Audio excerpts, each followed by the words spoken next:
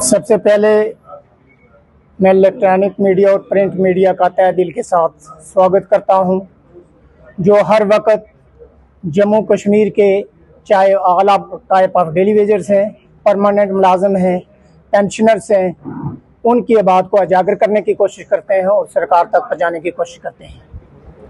मुद्दे तो बहुत सारे हैं, लेकिन सबसे बर्निंग इशू जो जम्मू कश्मीर के अंदर है, regularisation all type of daily wagers, जिसमें डाक, कंट्रेक्चुअल, रैबर खेल, रैबर जंगलात, home guards, cooks, SDF, tribal teacher, helper to supervisors. हम पिछले काफ़ी टाइम से ये बार बार सरकार को गुहार लगाते हैं कि आप इनको रेगुलाइजेशन करो, लेकिन जम्मू कश्मीर की जो सरकार है, चाहे वो चुनी हुई सरकार है, चाहे यहाँ की एलजी एडमिनिस्ट्रेशन है, हर महज में जो है वो टोटली फेल हो चुके हैं। कोई भी मुद्दा जो है वो हल नहीं हुआ। हालांकि सेक्रेटरीट के अंदर भी हम जाते हैं, हर 30 को मिलते हैं, लेकिन उसके बावजूद भी काम नहीं होता।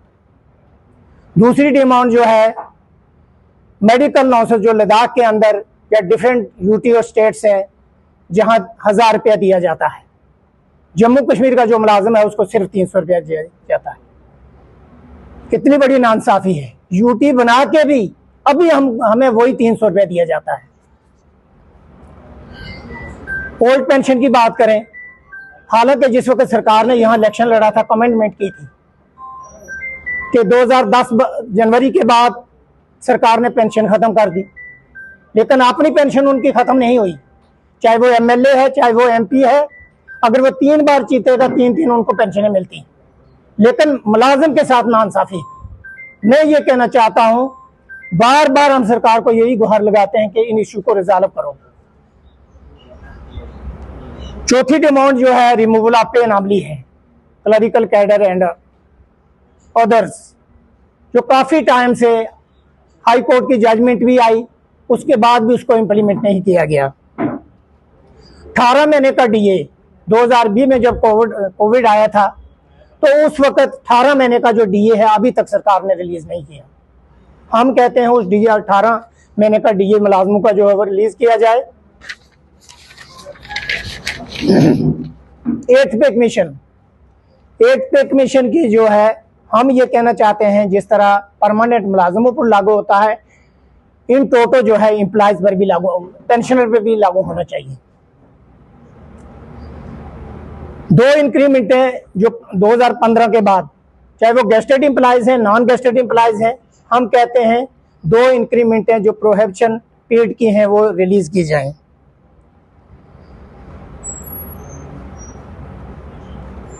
इसके साथ मेडिकल कॉलेज और हेल्थ एम्प्लॉयज पीछे हड़ताल भी रही है। 2.5 दिन की जो सैलरी थी अभी तक सरकार ने वो भी रिलीज नहीं की। सरकार ने कहा था कि हम जल्दी इसको रिलीज करेंगे, लेकिन ये सरकार जो गुंगी और बहरी सरकार है, ये जब असेंबली में जब ये बैठते हैं सिर्फ अपने इशू रिजॉल्व करते हैं। अपनी सैलरी 1.5 लाख से 3 लाख कर दी, लॉसेस बढ़ा लिए, टीएडीए बढ़ा दिया, लेकिन जब मुलाजिम को और वर्कर की बात आती है तो उस वक्त इनके खजाने खाली हो जाते हैं। 50% डीए जो है 60% डीए हो चुका है। हम ये कहना चाहते हैं कि 50% जो है वो मर्ज होने चाहिए बिफोर 8th पे कमीशन, लेकिन अभी तक वो भी नहीं हुआ।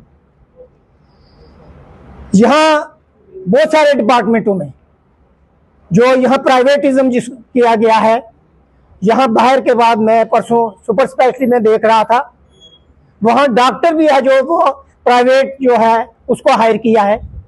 यहाँ जो डेली वेजर्स है जो लगाया है वो भी वही लगाया। म्यूनसिपलिटी के अंदर ऑलमोस्ट डिपार्टमेंटों में यही हालत है।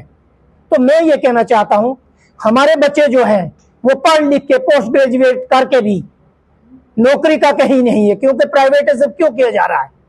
जिन लोगों को हम इख्तिदार की कुर्सी पर बैठाते हैं उन्होंने कभी इसकी बात नहीं की। ड्यूरिंग इलेक्शन पीरियड में लोगों से बड़े बड़े कमेंटमेंट किए जाते हैं, हम ये इशू रिजॉल्व करेंगे, लेकिन जिस वक्त सरकार में आ जाते हैं तो इनको कोई परवाह नहीं रहती। मैं सेंट्रल की सरकार से और जम्मू कश्मीर की सरकार जो है, चाहे वो एलजी एडमिनिस्ट्रेशन है, चाहे वो यहाँ की चुनी हुई सरकार से, उसके अपील करता हूं इस इशू को रिजॉल्व नहीं करो। अगर आप रिजॉल्व नहीं करोगे, आप देख लीजिए यहाँ हर जगह सफाई वाले जो प्रोटेस्ट कर रहे हैं, डेली वेज जो है प्रोटेस्ट कर रहे हैं, लेकिन यहाँ सुनने वाला कोई भी नहीं है। मैं एक बार फिर अपील करता हूं इस इशू को रिजॉल्व करो। अगर नहीं करते तो आने वाले दौर में एम्प्लॉय जॉइंट एक्शन कमेटी जो जम्मू कश्मीर में रिप्रेजेंट करता है, तो आगे बहुत बड़ा आंदोलन होगा जिसकी रिस्पॉन्सिबिलिटी यहाँ की एडमिनिस्ट्रेशन की होगी। Thank you.